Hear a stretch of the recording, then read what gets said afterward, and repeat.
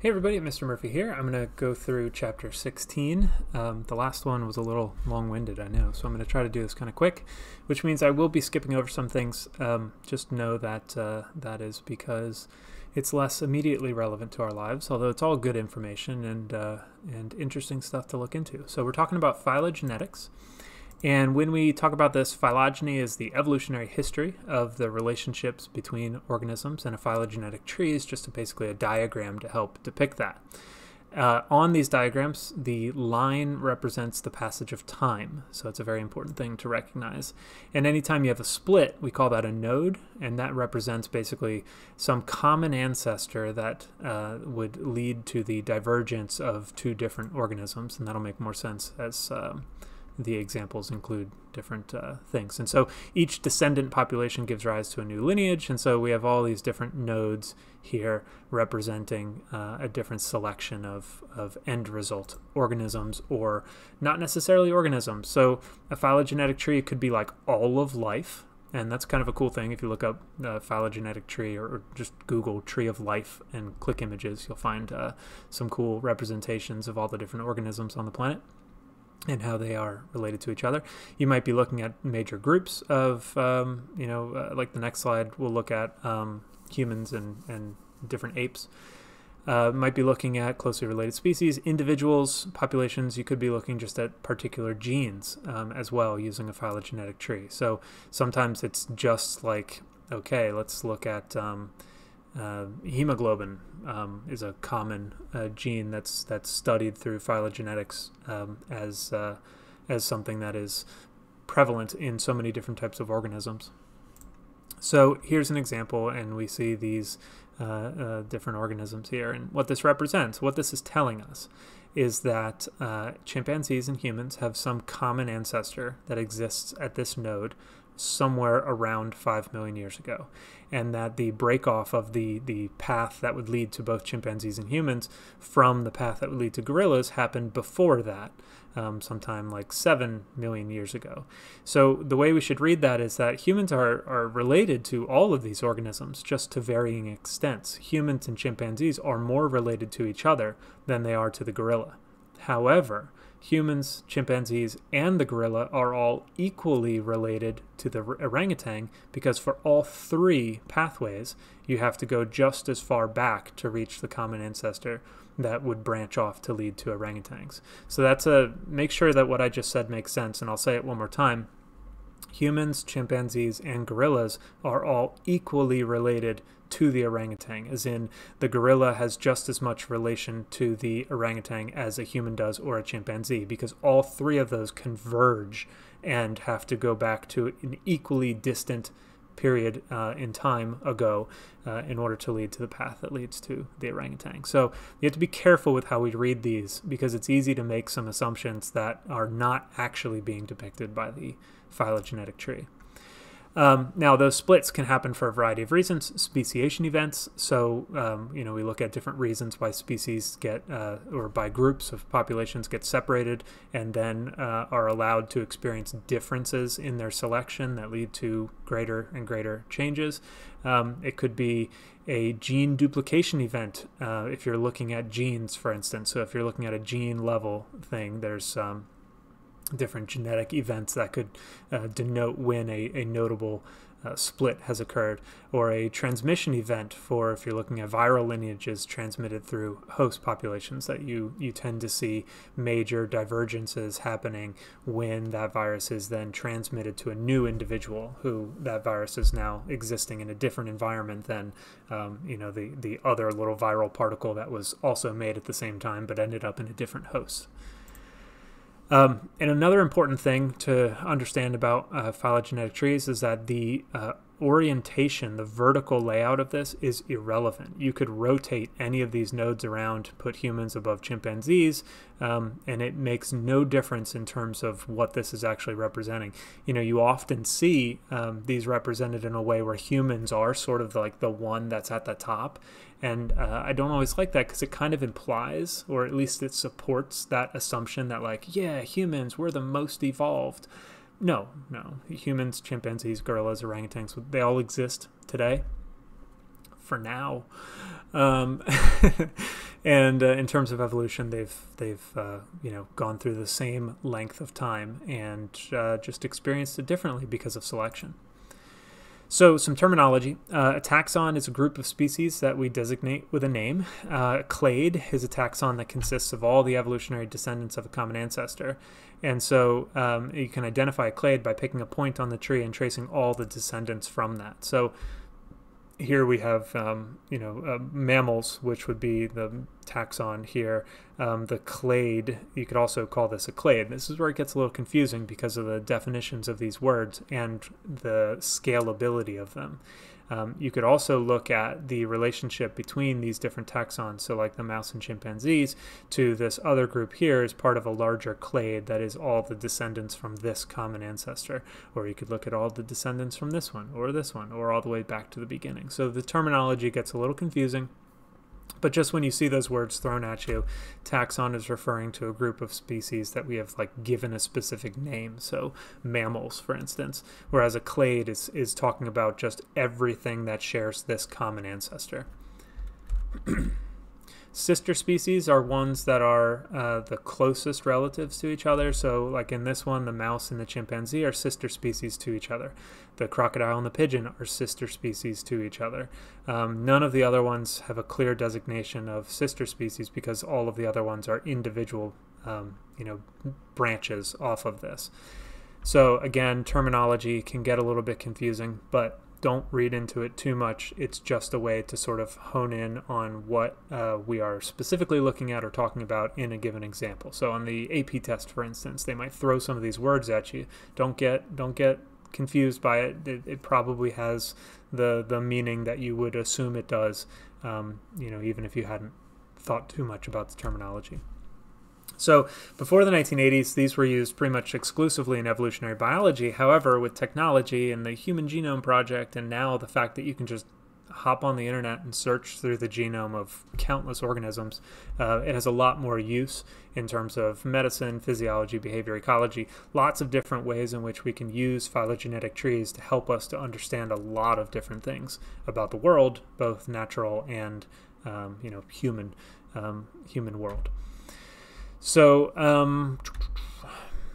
let's talk about these different traits. Homologous features are shared by two or more species and they're inherited from a common ancestor. So when we see homologous traits, this is anything that's heritable. Could be anatomical structures. We often talk about homologous versus analogous structures in organisms, and we'll go through some examples of that. When we look at the breakdown of like a cladogram, we talk about them in terms of the differences in these physical traits, and those are homologous traits as we designate them on the cladogram, and we'll see an example in a couple slides where it'll talk about that. Convergent evolution is when you have two different organisms that have converged upon similar traits. So an example of that would be like the flight of birds and bats.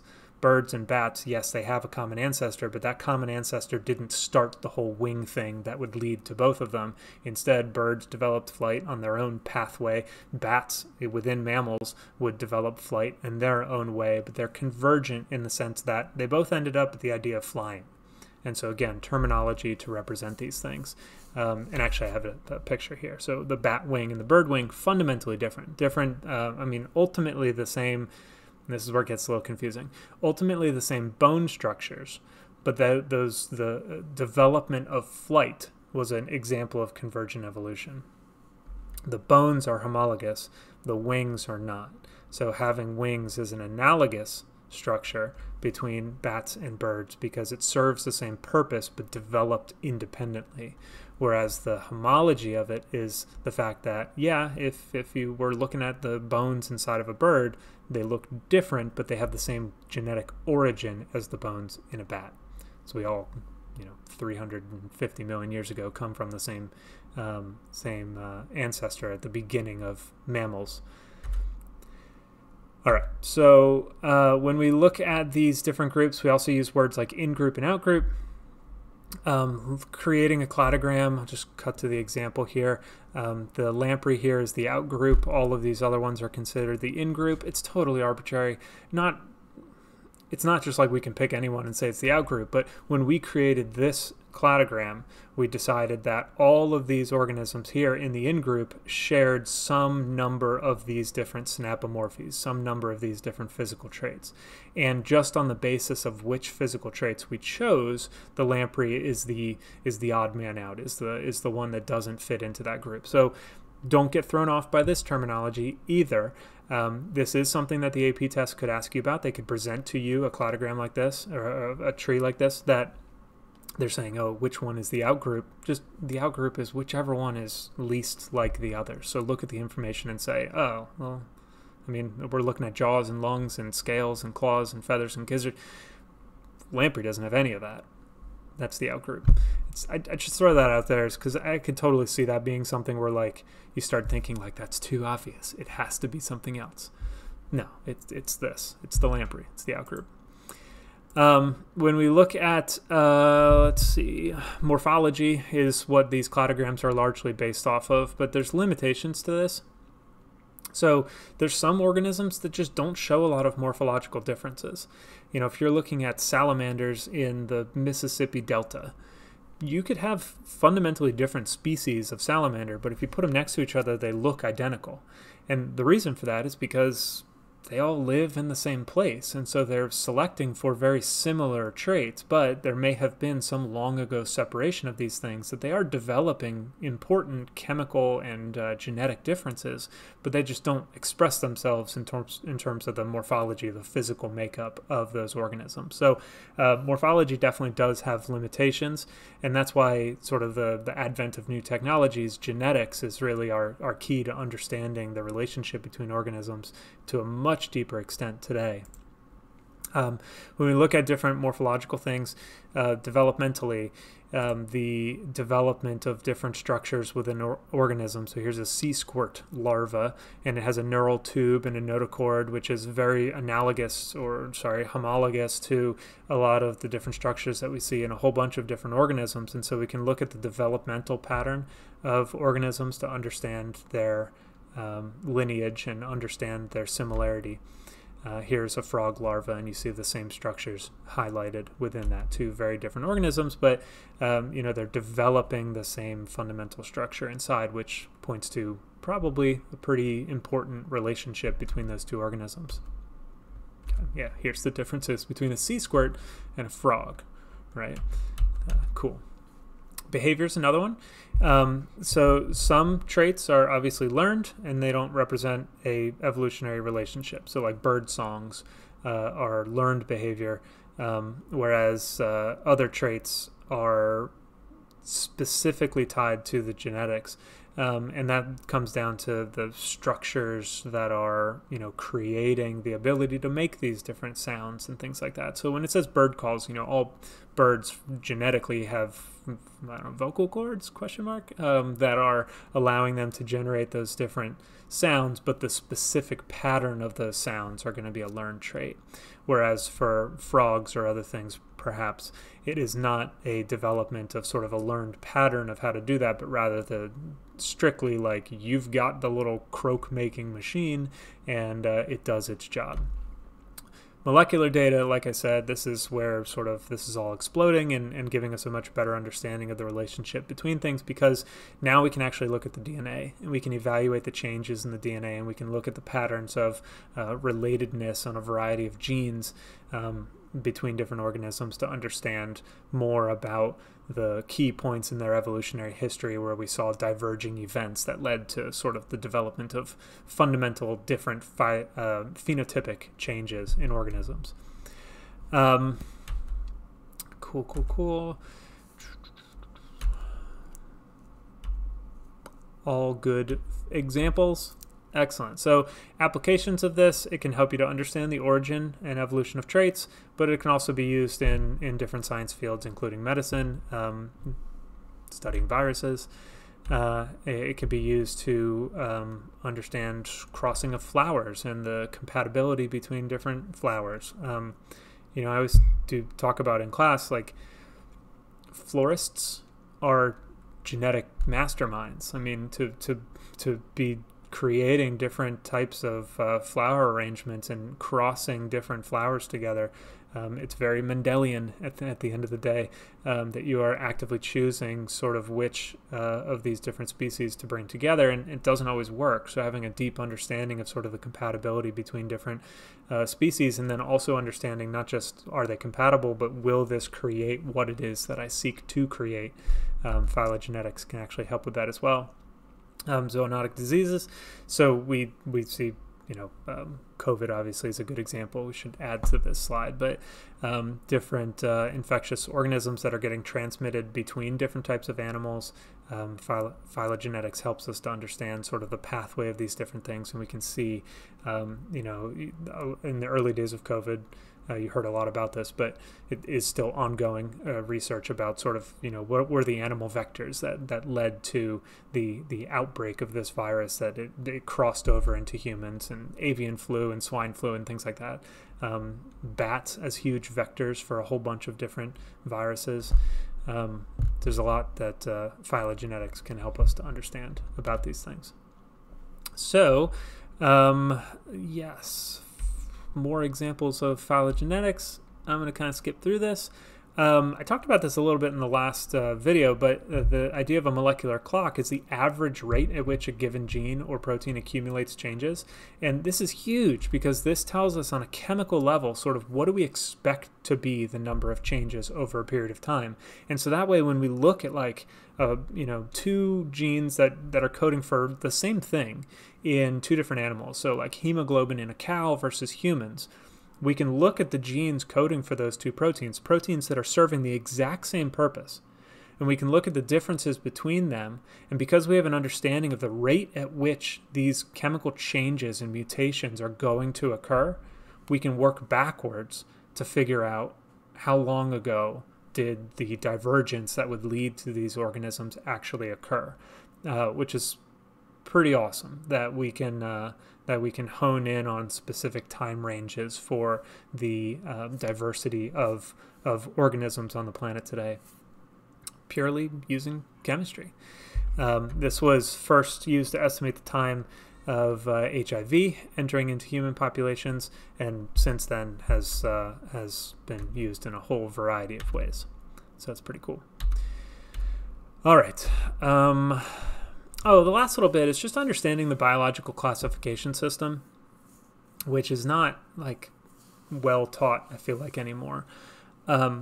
It begins with, this is what's known as the Linnaean system. However, it's been added upon in the past 20, 30 years, that now it begins with what are called domains.